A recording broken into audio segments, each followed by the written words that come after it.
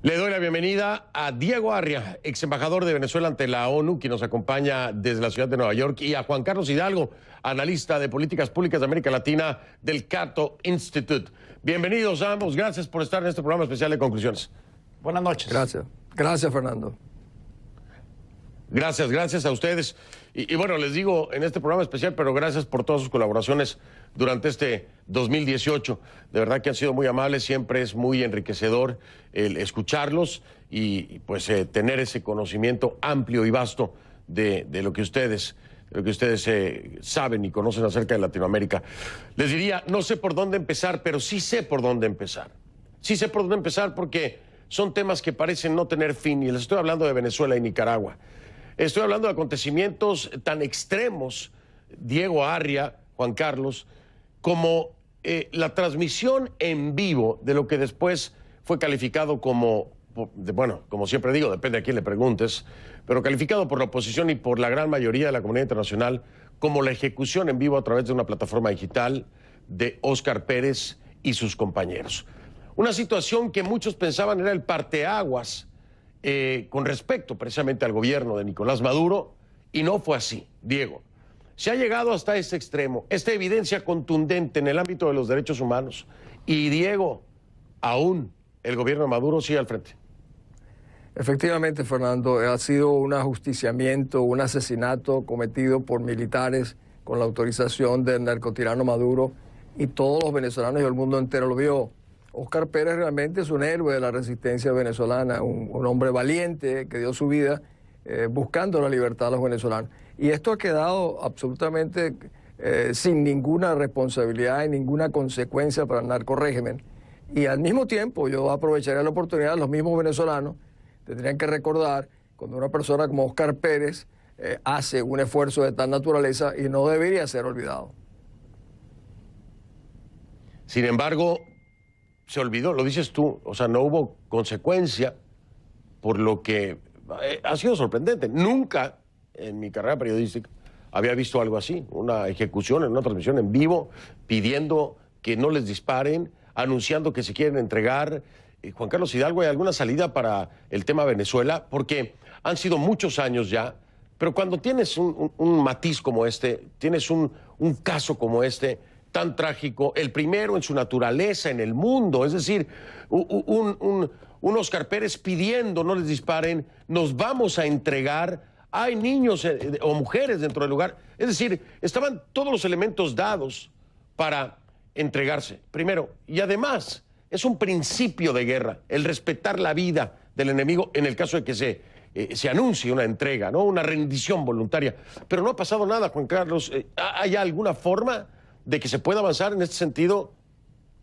No, yo creo que si en el 2017 vimos la confirmación final de la destrucción de la democracia en Venezuela por la vía electoral, con la consolidación de la Asamblea Constituyente, con este ajusticiamiento en vivo y a todo color de Óscar Pérez, creo que fue una confirmación también, fue un mensaje contundente por parte del régimen de que cualquier alternativa militar para sacar al régimen va a ser enfrentada de la manera más cruenta posible. O sea, la manera en que se ajustició a Óscar Pérez tenía todo el sentido desde el punto de vista de Miraflores, que era enviar un mensaje a las Fuerzas Armadas de que cualquier disidencia va a ser enfrentada de una manera cruenta. Así que no debería sorprendernos eso, y si hemos visto algo que ha quedado muy claro es que este año ha habido reportes de supuesta disidencia dentro de las Fuerzas Armadas, pero nada que se materialice en una intentona por remover al gobierno, puesto que se sabe que las consecuencias van a ser terribles. Sí, están jugándose la vida. Ahora, Diego Arria, la pregunta cruda, pero real, y sobre todo tú con una perspectiva después de haber participado en la Organización de Naciones Unidas, ¿de qué han servido los organismos internacionales? ¿De qué ha servido la OEA? ¿De qué ha servido el Grupo de Lima? Hablan de ejercer presión y ejercer presión, pero es una presión que hoy no ha tenido un resultado concreto. 2018 nos dijo, hay presión, hay presión, hay presión, y somos testigos de una ejecución en vivo que no tiene ninguna consecuencia. ¿De qué han servido, Diego? Fernando, yo he visto, estando en el Consejo de Seguridad de las Naciones Unidas, cómo se imponían sanciones, se conversaba, se dialogaba en Bosnia, en Ruanda, en Somalia, y mientras pasaba el tiempo mataron 400.000 personas en Ruanda, 200.000 en Bosnia, ciento y tantos mil en Somalia, igual en otros lugares del mundo. Pero debo decirte algo, este año ha sido muy importante para la causa del rescate de la libertad y creo que lo ha marcado una persona, que ha sido el secretario general de la Organización de Estados Americanos, Luis Almagro, que puso ante los ojos del mundo de una manera documentada el nivel de los delitos de lesa humanidad, de los crímenes, de la corrupción, de la responsabilidad de este régimen por el desastre económico, financiero, humano, etc. O sea, sí ha habido y eso lo ha llevado a la Corte Penal Internacional. O sea, él sacó de la indiferencia de la comunidad internacional el rol que ha jugado Almagro ha sido muy importante. El Grupo de Lima en su momento también lo hizo, Fernando. También lo ha hecho los Estados Unidos, lo ha hecho la Comunidad Europea, lo ha hecho el Canadá y otro grupo de países en América Latina. Y sin embargo, el caso venezolano, la única manera de rescatar la libertad en Venezuela no va a ser con pequeñas sanciones ni con más discusiones, va a tener que tener una cooperación internacional que use realmente la fuerza, porque no hay otro calificativo para sacar a una narcotiranía que ha atrapado y ha aprisionado a todo un país, porque no es un régimen, no es un gobierno, es una pandilla criminal. Diego Arria, durante este año, Juan Carlos, ha defendido y ha planteado el principio de la responsabilidad de proteger. Muchas personas brincaron en cuanto Diego Arria habló acerca de esto, porque, bueno, habla ya básicamente de una intervención, el tema de la responsabilidad de proteger. Y te pregunto, la segunda opción, esta es planteada por Diego Arria, la segunda opción que otros ven es el tema económico, ¿no? Bloqueos en el ámbito económico para ahorcar económicamente al gobierno de Nicolás Maduro. ¿Cuál de las dos te parece que sería la estrategia correcta? ¿La planteada por Diego Arria, que está aquí con nosotros, en una responsabilidad de proteger, o definitivamente, si nos vamos por la vía económica de cortar el flujo de capitales, tendría mayor efectividad? ¿Qué piensas tú? Bueno, yo sinceramente no comparto ninguna de las dos.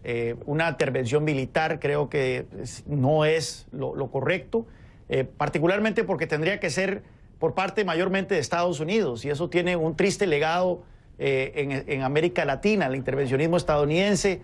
Recién murió hace unas semanas el presidente Bush 41, ¿verdad?, que fue el último que invadió un país latinoamericano, que fue Panamá. Yo no creo que esa debe ser la opción. Ciertamente el problema de Venezuela se ha vuelto un problema regional.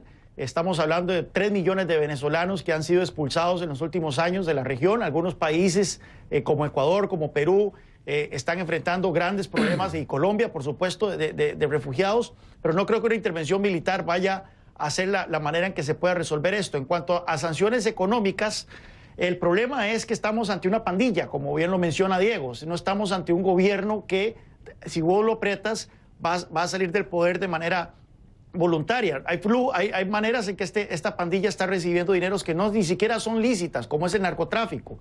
Entonces yo dudo mucho de que si se aplican sanciones, como por ejemplo un bloqueo al petróleo venezolano, eso vaya a sacar del poder a Venezuela, al régimen venezolano. Recordemos de que un tipo de esas sanciones tiene que tener apoyo básicamente multilateral para ser efectivas. Si China, Rusia y otros actores siguen comprando petróleo venezolano, y que es muy probable que lo hagan, entonces probablemente eso va a hacer de que el régimen continúe en el poder, y cualquier efecto nocivo va a ser sentido únicamente por la población. El mismo gobierno de los Estados Unidos que continúa comprando petróleo, ¿no? Hay que hablar de esa doble moral. Diego, voy a hacer pausa, regreso y te prometo que te doy la palabra para replicar al planteamiento que hacía nuestro Juan Carlos Hidalgo. No te me desesperes. Regreso de inmediato para escuchar a Diego Arria, y por supuesto continuamos con Juan Carlos Hidalgo en este programa especial de Conclusiones 2018. Las historias que de alguna u otra forma marcaron al mundo y a este es tu programa Conclusiones. Ya ven.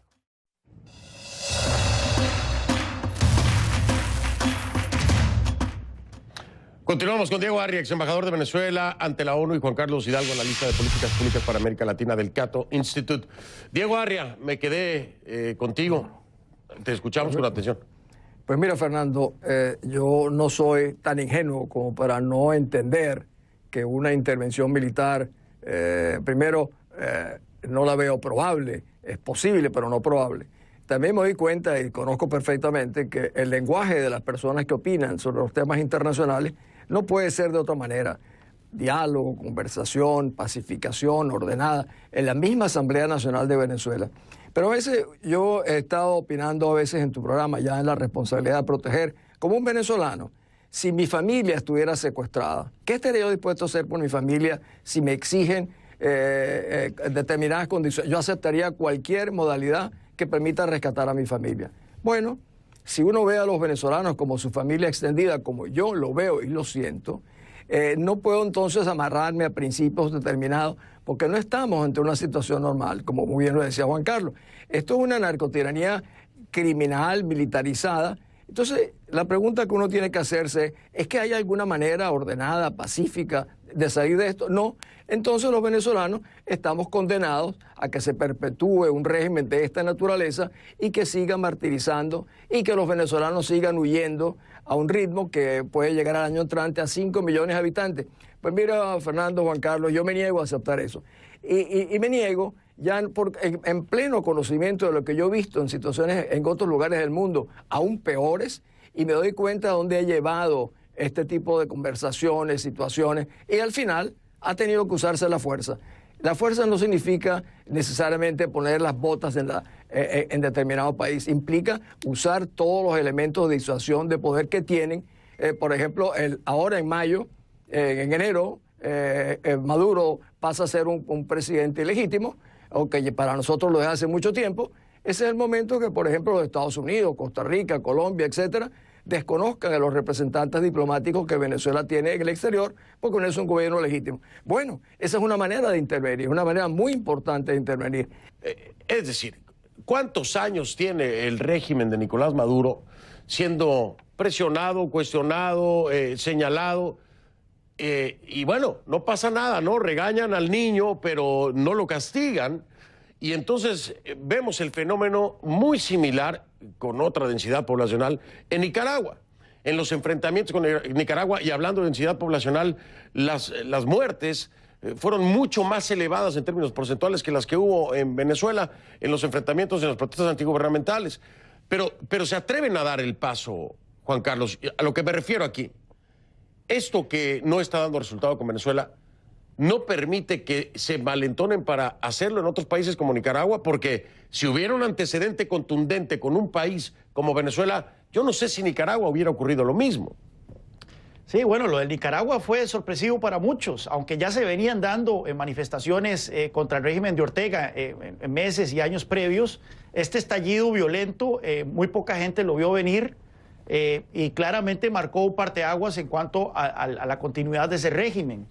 Nuevamente vemos de que en circunstancias normales, si nosotros analizamos la historia de América Latina, por lo menos en los últimos 30, 40 años, veríamos que ante situaciones de violencia ciudadana similares, la mayoría de los gobernantes agarrarían un helicóptero y se irían. Pero estamos ante camarillas criminales que prefieren un derramamiento de sangre masivo antes de salir del poder. ¿Por qué? Porque la alternativa de salir del poder de estas personas no es pensionarse en una finca, ¿verdad? Y disfrutar sus últimos días allá, o simplemente es el exilio, y ya casi que no les quedan muchas opciones para irse del exilio, o es enfrentar a la justicia en sus propios países, o es incluso enfrentar cargos de narcotráfico aquí en Estados Unidos. Así que lo de Nicaragua es un caso donde lamentablemente parece que el régimen se salió con la suya nuevamente a partir de una cruenta represión, el uso indiscriminado de la fuerza por parte de la policía. Ni siquiera tuvo que recurrir al ejército Daniel Ortega. Mucha gente pensaba que tal vez el ejército iba a intervenir decantándose en favor del pueblo. Pues no, los datos que yo manejaba era de que si el ejército intervenía iba a ser más bien para rescatar a Daniel Ortega. Así que lamentablemente Nicaragua se terminó de consolidar como una dictadura formal, al igual que en el caso de Venezuela. Y aquí el fenómeno es que tiene tantas similitudes con el tema venezolano. Hay un éxodo también, está el éxodo masivo de venezolanos que tiene un impacto en países como Colombia, como Ecuador, como Perú, pero entonces de pronto Costa Rica, ¿no? Tu país, se ve afectado. Aquí mismo lo hablé con la vicepresidenta. Se ve afectado por un éxodo de nicaragüenses que empiezan a buscar refugio precisamente en Costa Rica. ¿Por qué, Diego, se sigue así? A ver, este es un principio básico, ¿no? Es una constante. Si tú haces las cosas igual, siempre obtendrás el mismo resultado. La comunidad internacional reaccionó igual, casi igual, ante el tema de Nicaragua, cuando el resultado que han obtenido con Venezuela no ha tenido el efecto que se busca. Y el proceder es igual con Nicaragua. De nueva cuenta vimos a la Organización de Estados Americanos, un Luis Almagro un poco más tibio, criticado al principio, y después el éxodo, de nueva cuenta impactando a otro país. Pero, Diego, las cosas siguen haciendo igual. Pues mira, Fernando, Juan Carlos, tal vez yo, cuando le pongo pasión al tema, es porque yo he vivido y he presenciado procesos muy conflictivos, Ruanda, Bosnia, por ejemplo, Srebrenica, y he oído tanto estas conversaciones de la paz, de la manera suave, etcétera, y al final, cuando sucede el genocidio, ¿por qué viene la responsabilidad de proteger como una doctrina de las Naciones Unidas, no incorporada a su carta? Porque el secretario general, Kofi Annan, después de estos hechos, hace una confesión y dice que las Naciones Unidas le ha fallado a Ruanda, a Bosnia, justamente por haber impedido que se utilizara justamente la fuerza que al final se utilizó. Y eso lo dice no una persona que no crea en los principios del derecho internacional, lo dice el secretario general de las Naciones Unidas en un informe de la Asamblea General, reconociendo que si no se utilizaba la fuerza, si se hubiera utilizado oportunamente o la presión de la fuerza, no habría habido el genocidio ni en Ruanda ni en Bosnia. Es por eso que yo insisto que el problema de la presión, el poder de disuasión que tienen las grandes potencias, en este caso los Estados Unidos, es muy importante. Eso no implica invadir a un país, pero sí utilizarla. Y por eso que es una combinación de hechos. Son sanciones, son el manejo económico también, y es también hacer una especie de cerco profiláctico a un régimen narcomilitarizado. Y por eso creo que el 10 de enero, a pocos días ahora que estamos al frente, donde Maduro pasa a ser ante la comunidad internacional absolutamente ilegítimo, es el momento de apretar aún más, que es desconocer a todo el cuerpo diplomático que Venezuela tiene en el resto del mundo. En ese momento desnudarlo ante la comunidad internacional y desarmarlo de estos agentes que tienen regados por el mundo. Pero vea qué interesante. Voy a hacer pausa, Juan Carlos, si me permites marcar la pausa, regreso, y así como hice un momento con Diego, de regreso te cedo la palabra para escuchar tu comentario. Regreso entonces, Diego Arria nos acompaña, también Juan Carlos Hidalgo. Este es un especial de conclusiones 2018. Conclu 2018 es la etiqueta, @soyf del Rincón, la cuenta en Twitter. Gracias por acompañarnos. Vamos a continuar con esto. Aún hay mucho por hablar. Le recuerdo la etiqueta numeral Conclu 2018 en Twitter, sus comentarios, @soyf del Rincón, la cuenta de Twitter. Diego Arria, Juan Carlos Hidalgo. Me quedé pendiente. Juan Carlos Hidalgo tenía la palabra para continuar con este análisis del tema de Venezuela y la comunidad internacional. Juan Carlos, adelante.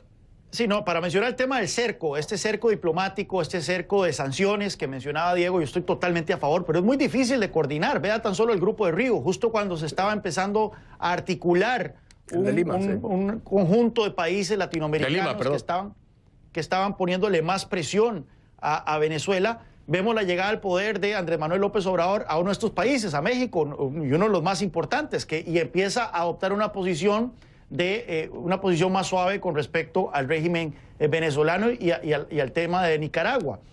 En la comunidad internacional tenemos dos países que no son nada despreciables, China y Rusia, y son países que han dejado claros de que van a apoyar al régimen de Nicolás Maduro. Entonces, no podemos hacernos la ilusión de que estas sanciones, de que este cerco diplomático por sí solo va a poner suficiente presión para que estos sátrapas salgan del poder. Al final de cuentas, cuentan con aliados que no son nada despreciables, y esto va a hacer de que entonces tengan más apoyo para aferrarse al poder.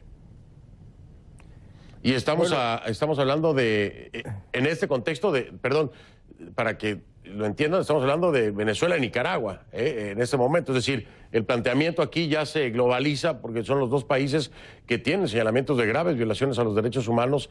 No lo digo yo, está en documentos de las mismas investigaciones de la CIDH, ¿no? Y lo ha mencionado también la alta comisionada para los derechos humanos, Michelle Bachelet, que estuvo precisamente aquí en el programa con un servidor. Pero es cierto lo que dice Juan Carlos, Diego, es muy difícil coordinarlo. Vimos a un México con el gobierno del expresidente Peña Nieto, encabezado por Luis Videgaray, lo platicábamos tú y yo en algún momento de este mes, que en algún punto se convirtió en punta de lanza, ¿no? Luis Videgaray y México para empujar con sanciones y en el tema Venezuela. Y de pronto ahora la política cambia completamente, se ha perdido México en ese sentido en el contexto internacional para ver cómo se toman una fotografía oficial, Cilia Flores, Maduro, Andrés Manuel López Obrador y la primera dama. Es decir, ya perdiste México, Diego, ¿cómo poder tener continuidad? Yo creo, Fernando, que lo que dice Juan Carlos es más que razonable, aunque yo no creo que Rusia y China no van a confrontar a los Estados Unidos por el caso de Venezuela. Pero coordinar a la comunidad internacional evidentemente no es nada fácil. Pero es que el caso de Venezuela es un caso sin precedentes, es un caso inédito que obliga a que los que queremos rescatar la libertad y los que nos quieren ayudar comiencen a pensar de una manera distinta. Aquí no se trata de un pequeño golpe de Estado que en un país, como fue el caso de Honduras, por ejemplo. No, aquí se trata nada menos que Venezuela es una amenaza real a la estabilidad y la seguridad del continente. ¿O es que acaso el hecho de que Venezuela se haya convertido en una plataforma donde habitan narcoguerrilleros de la FARC, del ELN, del Hezbollah, que tiene 100.000 milicianos, que tiene 50.000 cubanos que controlan a Venezuela? ¿Es que acaso no es eso un motivo de preocupación? ¿Es que acaso eso no amerita otro tipo de actuaciones? Para mí, sin la menor duda. Y el esfuerzo que yo hago permanentemente ante la comunidad internacional es: vamos a pensar esto en términos absolutamente inéditos, como diría Juan Carlos, fuera de la caja, porque en el caso de Venezuela no hay ningún precedente que nos permita cómo actuar.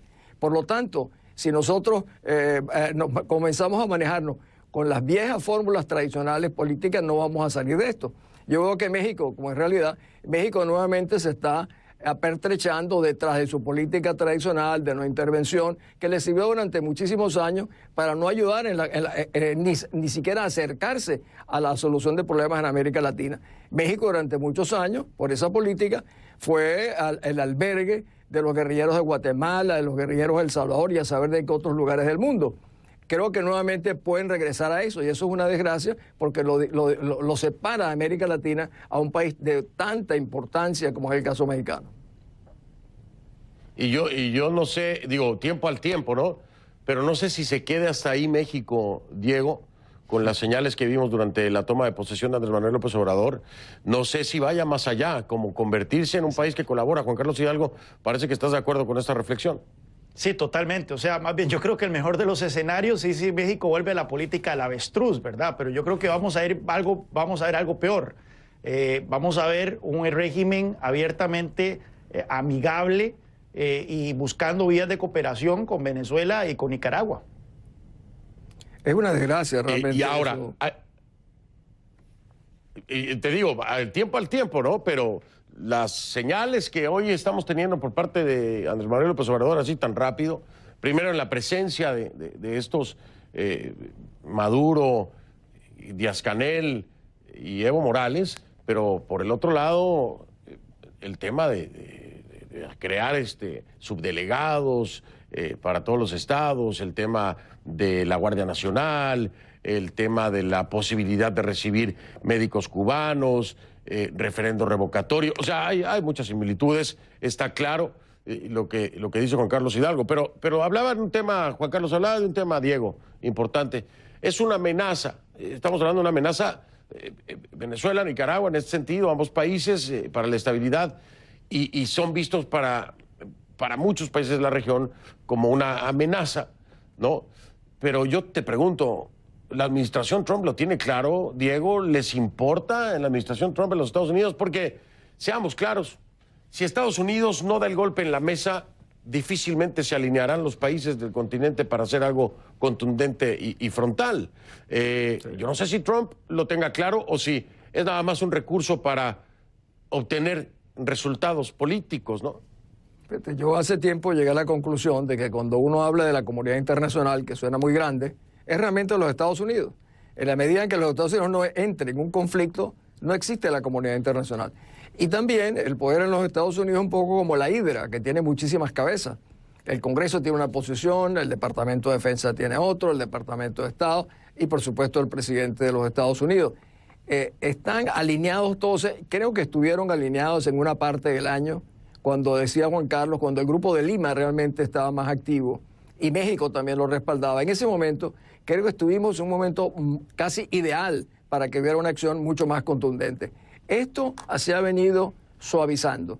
Y en cierta medida, Fernando y Juan Carlos, el hecho de que la propia Asamblea Nacional Venezolana diga, bueno, vamos a ir a un proceso de transición ordenada, pacífica, el que está observando afuera dice, caramba, vamos a esperar a ver si estos venezolanos realmente son capaces de hacer eso, a pesar de que estamos frente a una narcodictadura, una tiranía militarizada. ¿Cómo se hace eso? La verdad que yo no creo que sea posible, pero el que nos observa de afuera, evidentemente cualquier iniciativa la pone en el refrigerador hasta ver cómo se comportan algunas de las dirigencias políticas venezolanas, que por cierto estamos sufriendo justamente la falta de, no es la falta de unidad, es la falta de actuación en la cual los políticos, las organizaciones políticas tradicionales cada vez representan menos gente en Venezuela. Y ese es realmente el gran drama que tenemos por delante. Me queda muy poco tiempo, Juan Carlos Hidalgo, con el tema, me queda un minuto para el segmento, con el tema Trump.